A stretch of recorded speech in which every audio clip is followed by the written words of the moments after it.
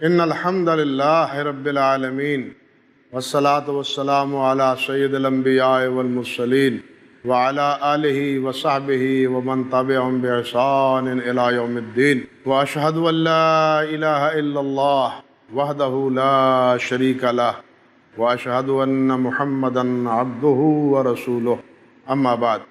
سامعین گرامی قدر، مسلسل آپ کے سامنے حضرت محمد الرسول اللہ صلی اللہ علیہ وسلم کی اطاعت، فرم برداری اور تابعداری کے حوالے سے گفتگو کر رہا ہوں۔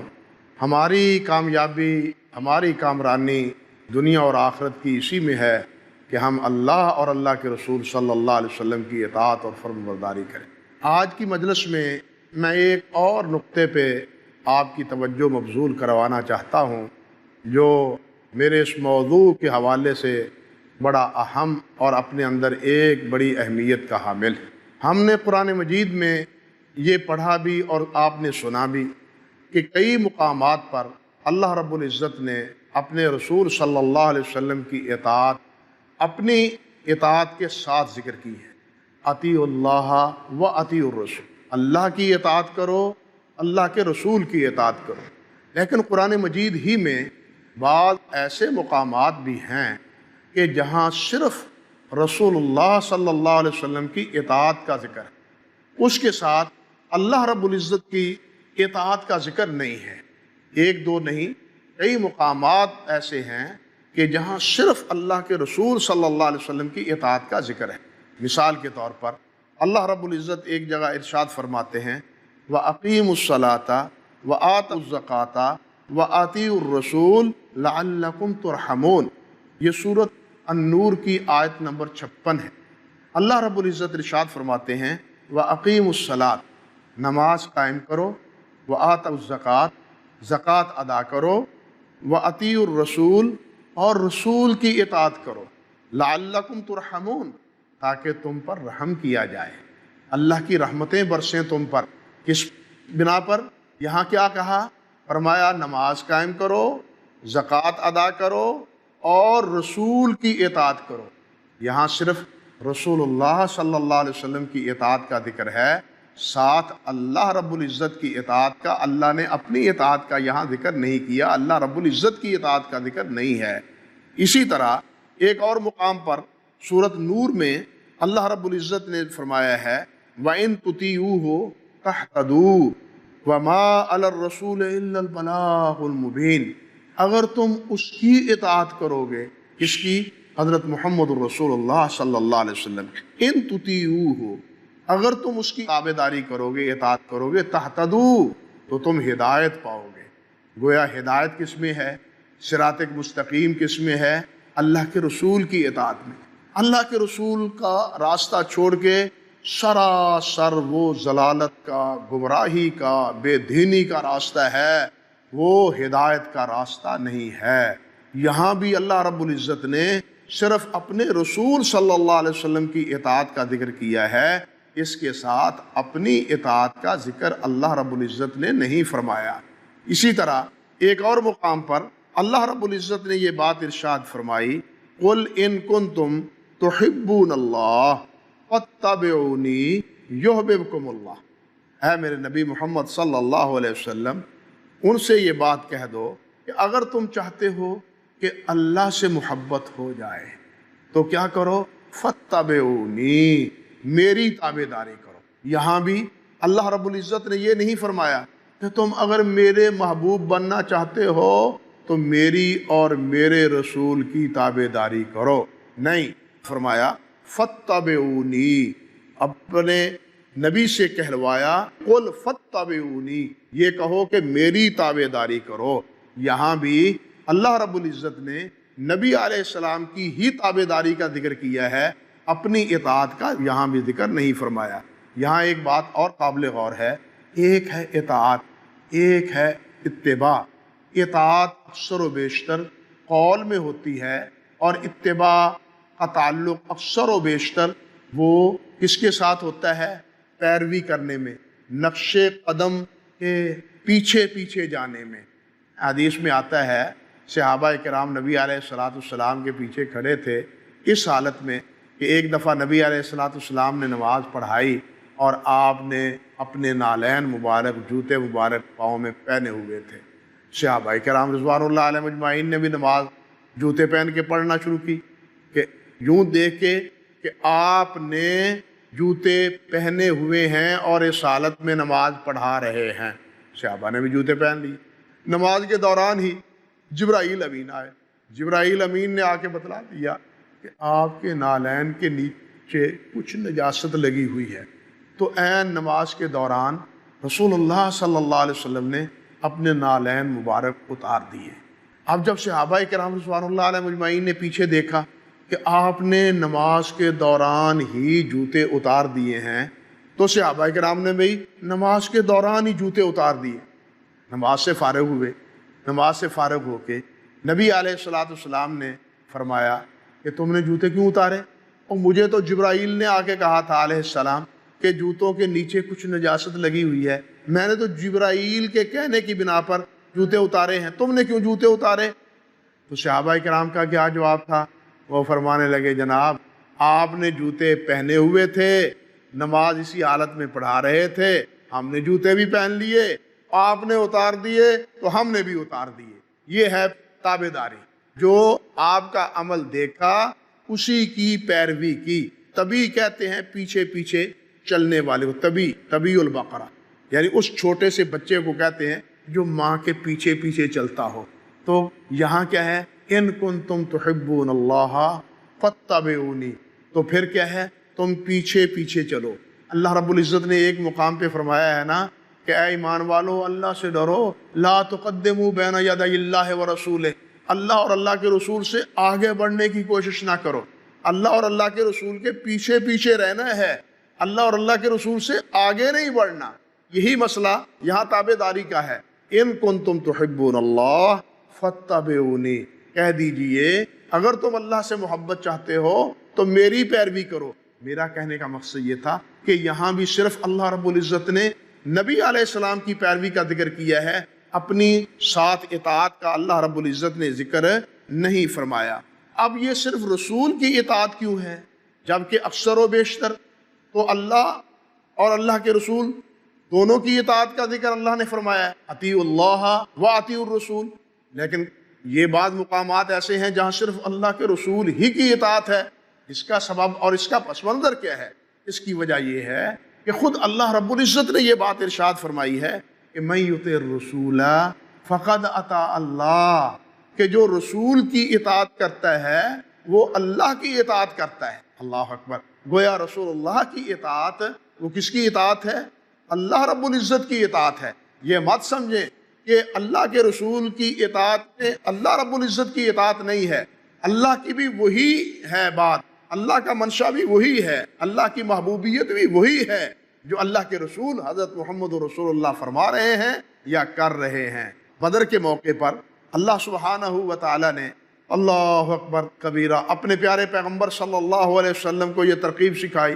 کفار تو بڑے ٹھاٹھ باٹھ تھے اور اپنا بڑا لشکر اور بڑے مضبوط تن و من جوان لے کے میدان میں اترے تھے، اور یہ کل 313 تھے اور وہ بھی نہت تھے، گئے تو کسی اور مشن پر تھے، آگے مقابلے میں جناب لشکر جرار مل گیا۔ تو ایسی صورت میں جب مقابلہ ہوا، مٹ بھیڑ ہوئی، تو نبی علیہ الصلوۃ والسلام نے ایک مٹھی مٹی لی اور اس کو مشرکین کی طرف، کفار کی طرف پھینکا۔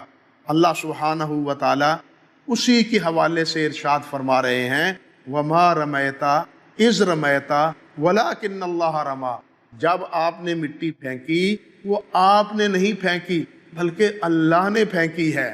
غور کیجئے، اللہ کے رسول کا مٹی پھینکنا، اس کو اللہ رب العزت نے اپنی طرف اس کا انتساب اور اپنی طرف اس کو منسوب کیا ہے کہ یہ میں نے پھینکی ہے۔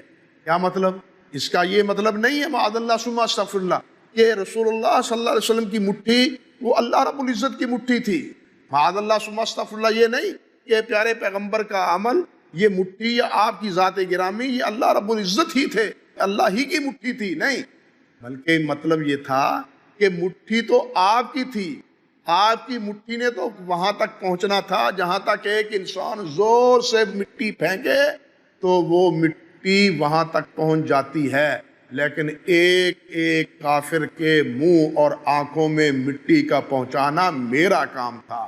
یعنی انسان کی پھینکی ہوئی مٹی وہ تو بقدر قوت یا بقدر ہمت وہاں تک ہی جاتی ہے جتنا ایک انسان میں دسترس ہوتی ہے یا استطاعت ہوتی ہے، لیکن یہاں وہ 1000 کا لشکر، اس پورے لشکر کی آنکھوں میں اور منہ میں مٹی کا اور سروں میں مٹی کا پڑ جانا، یہ پھینکنے والے نبی علیہ الصلوۃ والسلام تھے، اور اس مٹی کو کفار تک پہنچانے والے وہ کون تھے؟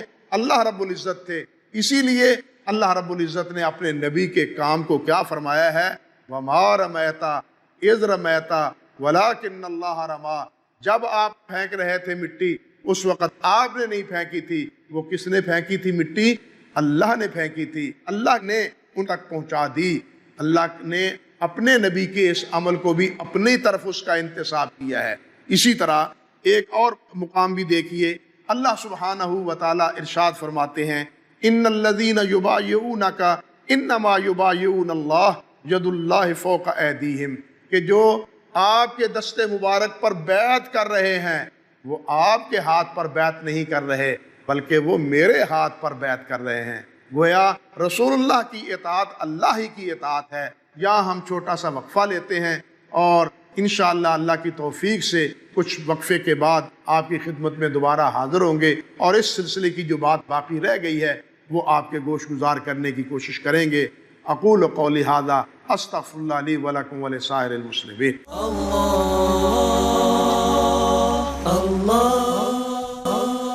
ناظرین کرام، السلام علیکم ورحمۃ اللہ وبرکاتہ۔ پہلے وقفے میں، پہلی مجلس میں جو بات میں نے آپ سے عرض کی تھی آپ کے ذہن میں ہوگی کہ اللہ رب العزت نے جو اپنے پاک کلام میں قرآن مجید میں اپنے رسول صلی اللہ علیہ وسلم ہی کی اطاعت کا ذکر کیا ہے اور اس کے ساتھ اپنی اطاعت کا ذکر نہیں کیا، اس کا سبب کیا ہے؟ اس کی کنہا کیا ہے؟ حقیقت کیا ہے؟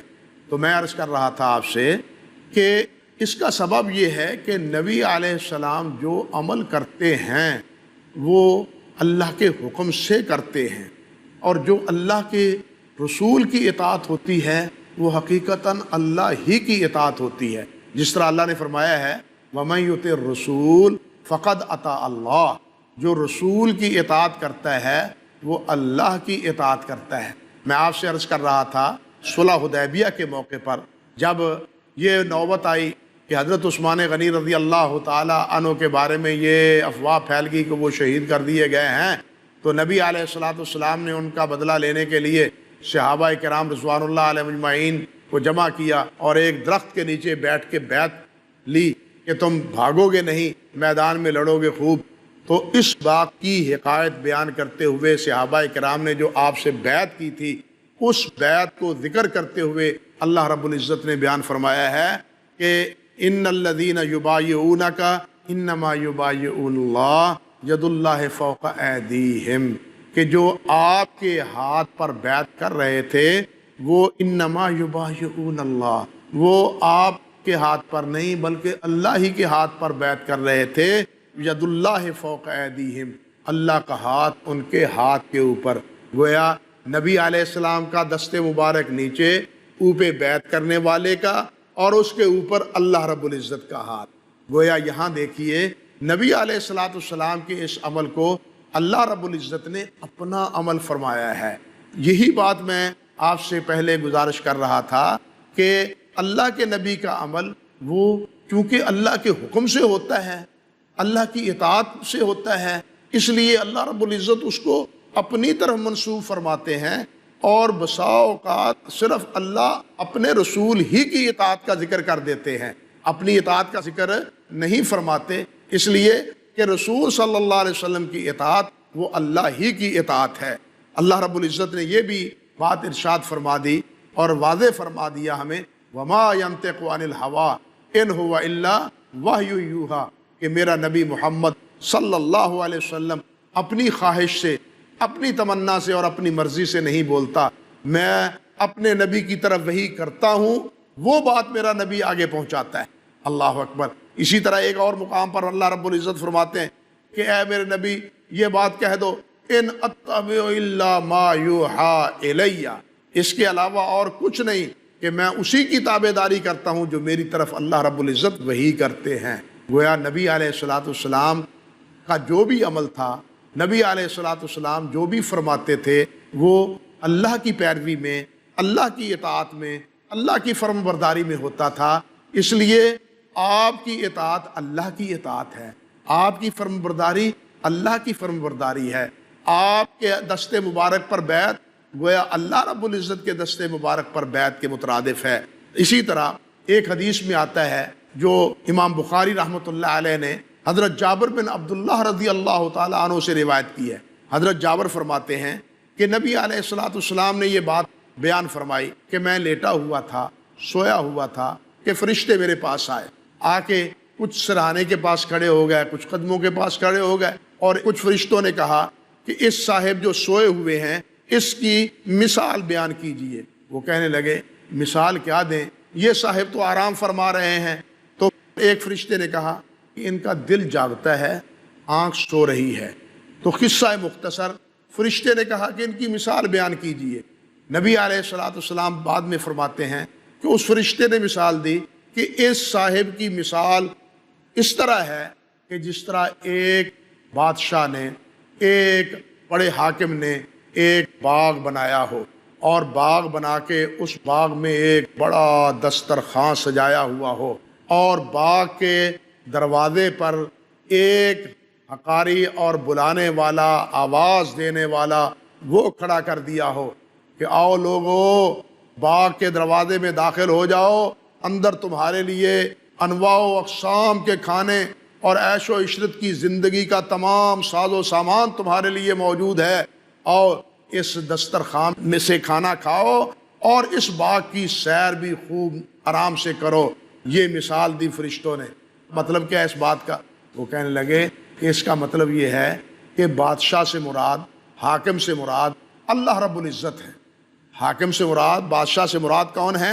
اللہ رب العزت ہے۔ اللہ اکبر کبیرہ۔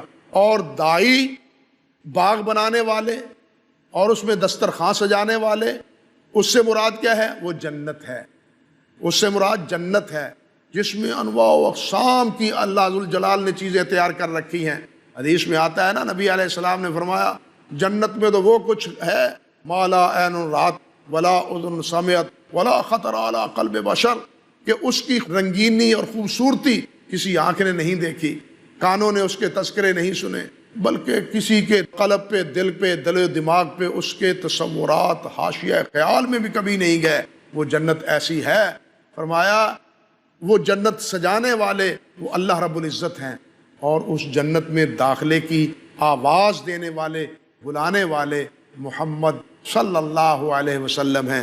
اور وہ فرماتے ہیں، فرشتے کہتے ہیں فالدار الجنہ والداعی محمد، یہ گھر کیا ہے، باغ باغیچہ کیا ہے، یہ جنت ہے، اور بلانے والے کون ہیں؟ محمد صلی اللہ علیہ وسلم ہیں۔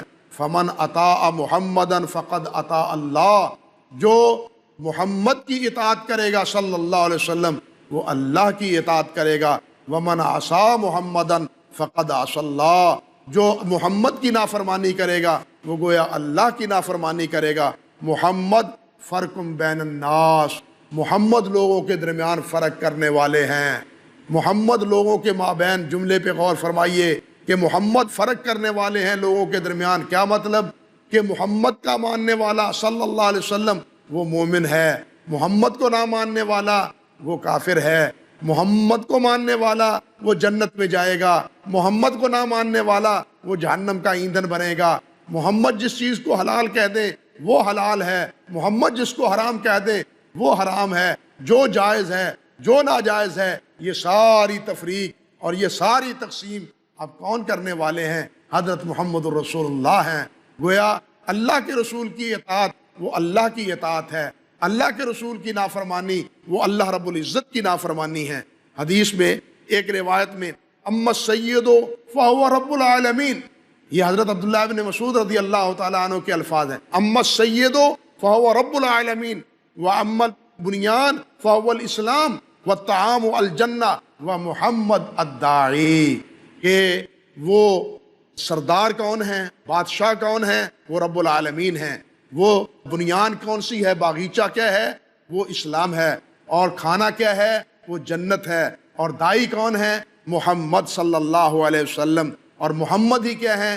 فرق بین الناس۔ ایک حدیث اور سن لیجئے، حضرت ابو ہریرہ رضی اللہ تعالی عنہ بیان کرتے ہیں، فرماتے ہیں کہ قال رسول اللہ صلی اللہ علیہ وسلم کل امتی یدخلون الجنت الا من ابا، فرمایا میری ساری امت جنت میں جائے گی مگر جس نے انکار کر دیا۔ اللہ اکبر، کل امتی یدخلون الجنت الا من ابا، ساری امت جنت میں جائے گی، اللہ ان خوش نصیبوں میں ہمیں شمار کر دے، اللہ اپنا نبی کا اطاعت گزار بنا دے۔ فرمایا الا من ابا، سوائے اس کے جس نے انکار کر دیا۔ قیل ومن ابا، صحابہ کرام نے پوچھا حضور جنت میں جانے کا کون انکار کرتا ہے کہ میں جنت نہیں جاؤں گا؟